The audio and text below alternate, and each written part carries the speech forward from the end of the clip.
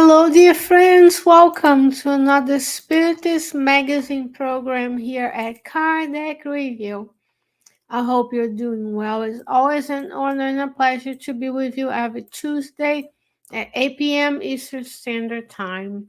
And today, we're going to go back in time to issue 12 of the Spiritist magazine, published back in 2010, 12 years ago.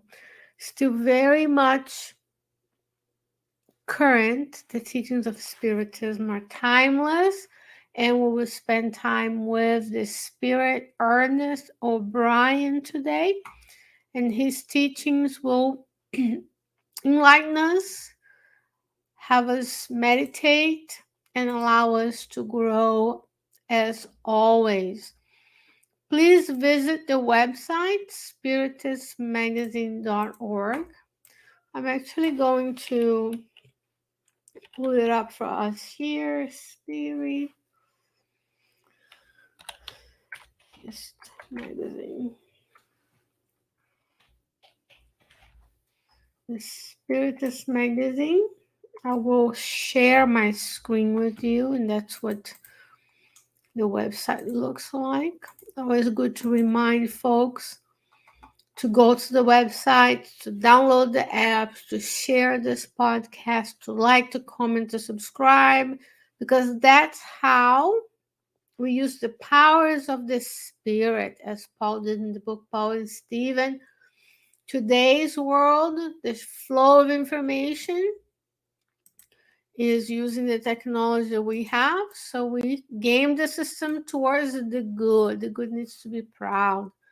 Here is the website of the magazine. You can access all of the issues of the magazine free of charge. So today, if you navigate to the first page, you'll find issue 12, which is about adolescence. So you can just browse all of them. If you hit the top right corner of the website, you'll be able to download the app for your Android and Apple devices. Take it everywhere with you and read it anytime you have a minute. There's a link to the Facebook page of the Spiritist magazine. If you're watching me on Facebook, you may have come across this content on the Facebook of the Spiritist magazine. We have a link to all the PDF downloads. You can read about the story of the magazine. There's also a contact form. You can contact the editor-in-chief, Vanessa Anceloni, where she will be in touch with you. If you have a talent, you'd like to read, you like to write an article, she can guide you through the process and the standards. And of course, the teachings are free. The magazine is free, but there are expenses associated with making this kind of this beautiful content. So if you feel free to donate as well, if that's something you would like to do. Without further ado, now I'm going to share issue 12 of the magazine. That's what the magazine cover is about. I always like to do this because I don't think you need anything special. You can just be using as I do as well. So there's a message about collaboration from the book Happy Life. There's always a message from the editor. Here is a message, an article from Mackenzie Mello. And today's article is titled Ask Yourself. So let me hide my sidebar, give myself a little bit more space because I want to be able to read it with you. So it's very easy to work on. And here is the teachings of Ernest O'Brien. This is a message psychographed by Chico Xavier or Valdo Vieira in the book Among Brothers of Other Lands, which now is in English but then wasn't. in 1865, if my memory does not fail me, 1865, July 10th, as you see here. Here in New York, do you know, Chico Xavier visited the blessed lands of the United States and he contributed and he learned English. There's a whole Spiritist magazine talking about the power of distributing the talent you've received. If you're in the United States and you know how to speak the language, which we should speak the language of the country we live in, then bless it with the fruits of your work. One of them is maybe translating a message. Who knows? Lots and lots of things we can do. So here's a question to the Spirit Ernest O'Brien. On what basis shall we locate the problem of death? Of course, there is no death. Life itself demands death as a rebirth. Between both, our conscience remains, right? We are maybe dying, the physical body is extinguishing its energies, therefore we are perispiritual and spirit are detaching from the physical body, but life goes on, there's no death. And that's a blessing because we know it's just one part of this experience as a multi-millennial spirit, immortal spirit. He says, the Spirit Ernest O'Brien says, experiences may come, experiences may go. Everything shall pass, friends. In the meantime, conscience goes on. How we do things. If the things we do are aligned with the law of God, they retain our conscience. Conscience is divine justice within us. Do not forget you live forever. First teaching of the day, you are an immortal spirit. Divine justice is within us. The divine laws are inscribed in your conscience, meaning everything we do. Our own conscience is going to weigh this against the divine laws. Can I go to bed with a tranquil conscience, with peace of mind every day, knowing that I didn't harm anybody? That's one of the considerations of the Spirit, St. Augustine, on question 919 of the Spirit's book. The experience of this physical body with this hair, this skin comes and it will go with the death of the physical body. Another body, when we are blessed to receive authorization to reincarnate, another body, another experience may come. He says, a spirit must be seen for what he or she is. Therefore, he can only continue hereafter in the place to which he has adjusted himself. One goes through the gate of death to live again. As you know, one seeks, one finds. Extremely important. We are what we are. Our abilities, our knowledge, our experiences, our learning is what we are. We are also presently inhabiting a physical body. Everything that we do has a vibrational attunement with the environment, what are our central desires.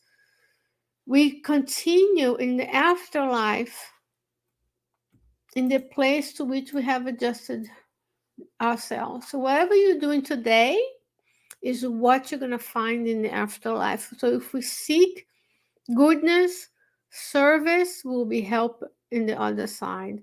If we choose the path of evil, of course we're going to be helped because divine providence doesn't abandon anybody, but there'll be consequences. I'll find myself in more suffering in the spiritual realm. None of us will become angels automatically and grow wings and play harps in the clouds because the superior spirits are always active. One seeks, one finds. What are you seeking today?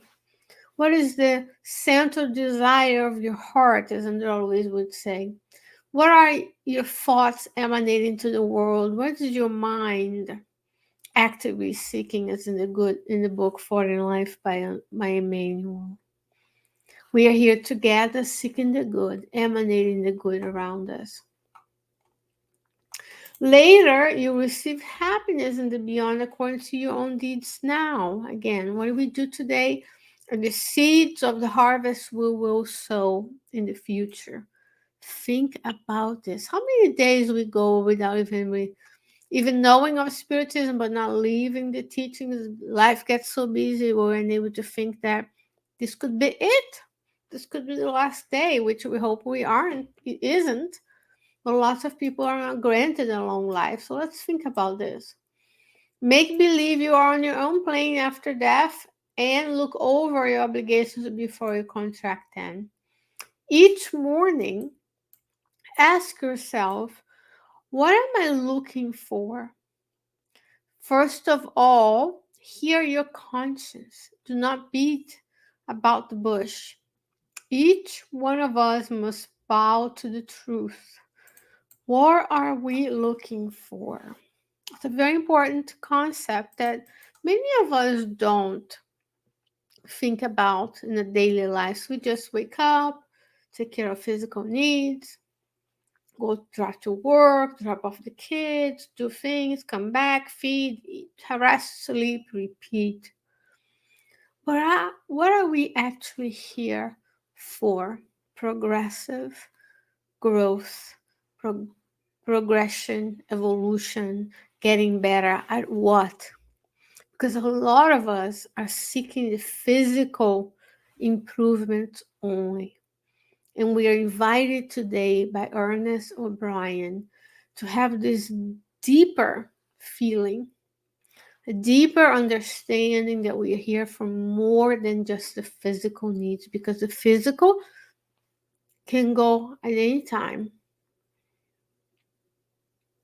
The sun could explode in a supernova right now, and we'll still be living in we'll find ourselves in the spiritual world. What are we going to be doing then? Whatever we're doing today. So we are not here just to get a better house, a bigger house, this checklist we make for ourselves and our children.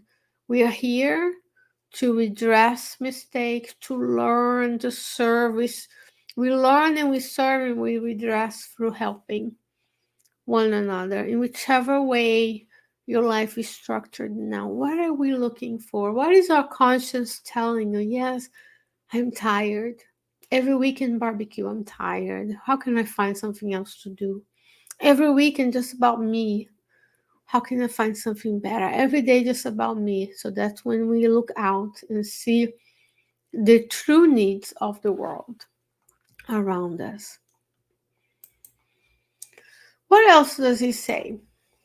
He says, when you're wrong, it's better to admit your mistakes without reservation and henceforward repair them. You are called upon to hurt yourself, but do not cheat yourself out of the opportunity. It hurts to say, I'm sorry, I was wrong. Many of us can't fathom the idea of being wrong, but guess what? The only true one that is not wrong is God, right? We make mistakes, sometimes on a daily basis. We've made many more mistakes in previous lives. I hope we're doing today different mistakes if we're learning. Then he says it's better to admit your mistakes without reservation. We go after and say, I'm sorry I failed you. From now on, I want to do X, Y, and Z to repair, to grow, to help. How can I best serve you? Education for happiness and the beyond revolves about our daily troubles. You cannot achieve good works without effort. Another very important point for these days, lots of people want instantaneous results. No delaying gratification. I want it now, I want it when I want it. And then we find ourselves unhealthy, in debt, struggling, emotionally unstable. But the good work takes effort and repetition. like Andrelli says in the book Evolution in Two Worlds. It takes daily taking care of the spiritual needs, daily meditation, daily reflections, prayer, service. A lot of times we just go about fulfilling our own physical needs. Trials reveal character. If you promise to help someone, do it now. If you want improvement, do not leave it for tomorrow. Do it today. When the difficulty comes, that's when we can test the spiritual abilities that we have accumulated throughout millennia. When nobody's looking, is that when we see a true character. Am I going to do the right thing, even if it's not caught on social media for someone to applaud me? Am I going to do the right thing, even though it's hard? It may cause me pain. Nowadays, we don't. Many of us don't, and many of us are not teaching the new generation to do it. We're just like, do whatever you want. I'm just going to do it. It can be anything. Yes, we should incentivize people to develop their potentialities, but there's a limit. We have to say, you made a mistake, own up to it, delay gratification. If you promise to help, do it now, especially when we are so blessed to have this doctrine, to have us a place like our Spiritist centers. There's very few around us. Then when we say we're going to help and we don't show up, we are handicapping, we're hindering the progress of the entire group. So we need to align ourselves. When we are good students, we like trials, we like tests. We're testing if I learned. We spend decades in the spiritual realm, preparing and studying. When we are blessed to have the awareness to do that, the mentors are helping, planning. Then we come to the world. That's a test. Can I apply here what I learned then? Can I apply today what I learned in those years as an errant spirit? Those would be the trials that reveal my character. You are born from heaven. You will go back there carrying your conscience, the fruits of your labors. See, there's no heaven in hell, even though he's using the word heaven here. When we suffer in the spiritual realm, when we read his teachings, of, for example, in Heaven and Hell book, second part, the spirits tell us, I was here and I was selfish. I was lazy and now I'm suffering. Their own conscience knows that their actions of not doing much, only enjoying things for themselves, is a contrary to God's laws. Then they have guilt and remorse and they suffer. There's no God pointing fingers and making lists. It's our own conscience. And then we seek the repair, we seek the environment that will allow us to make a new path. Before you go back to the beyond, you must cleanse your inner world. Above all, keep a good conscience. The field of thought is free. You truly live in acts and not dreams. How do we keep a good conscience, friends? That's when we can say, and I do not have my Spirit's book handy for us to read, the question 119. That will be our homework. How can we have a good conscience? We need to empty our thoughts, the imaginary conversations we have, the rehearsing of the past. We need to have actions today. If you want to help, do it today.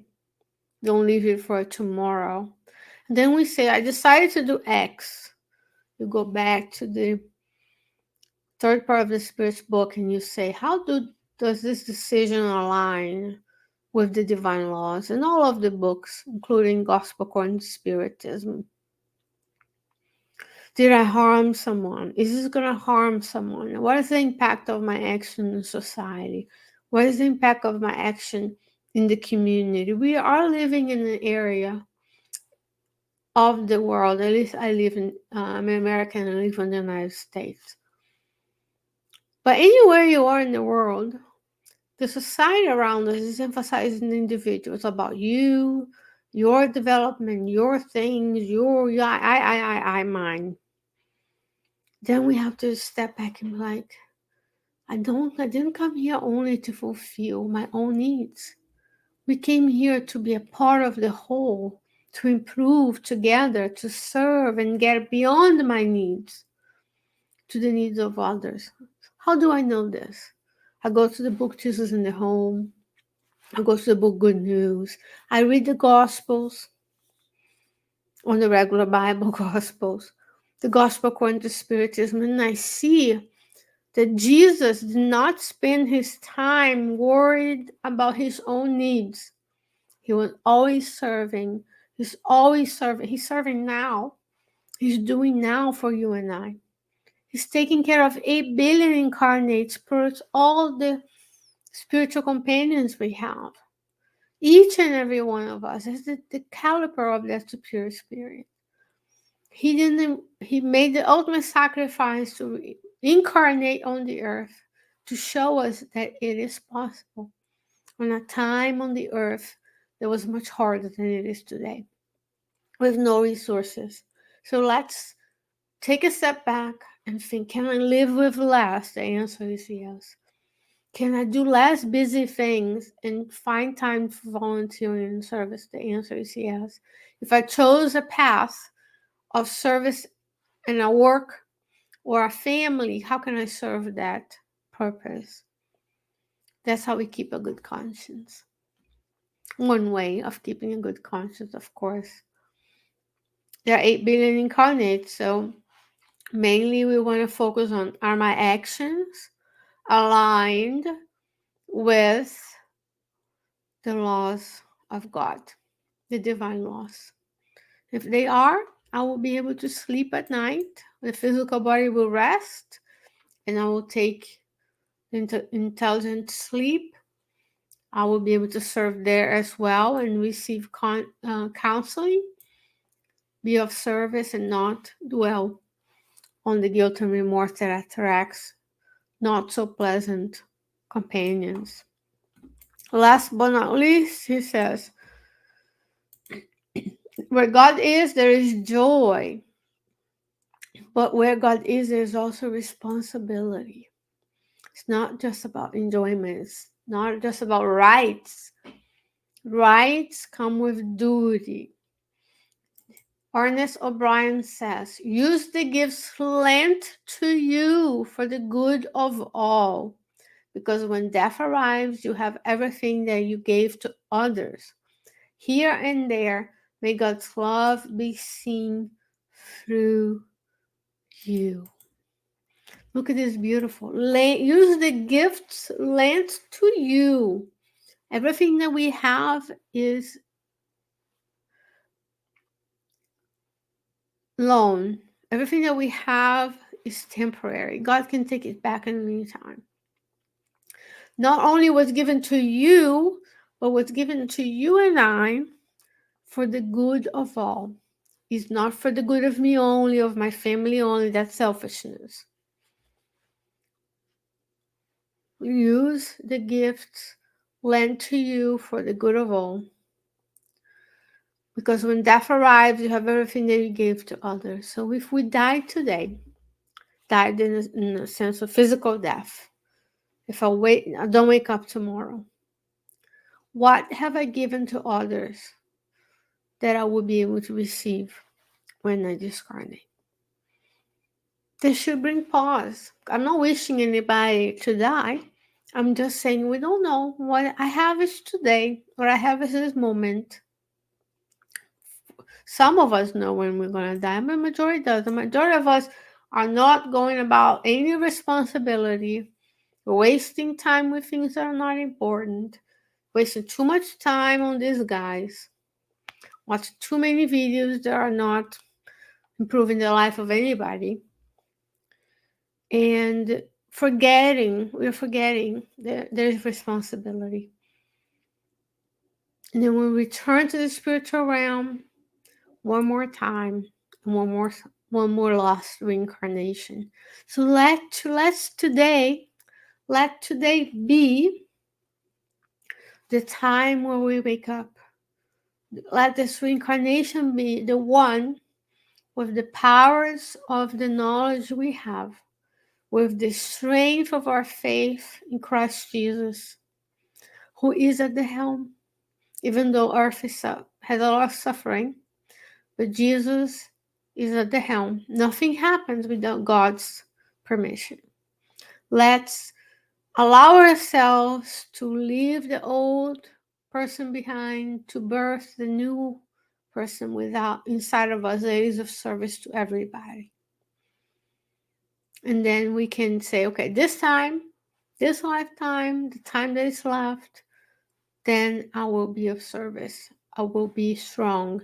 I will finally get the message that we have. Dear friend, this message was received in New York, in July 10th, 1965.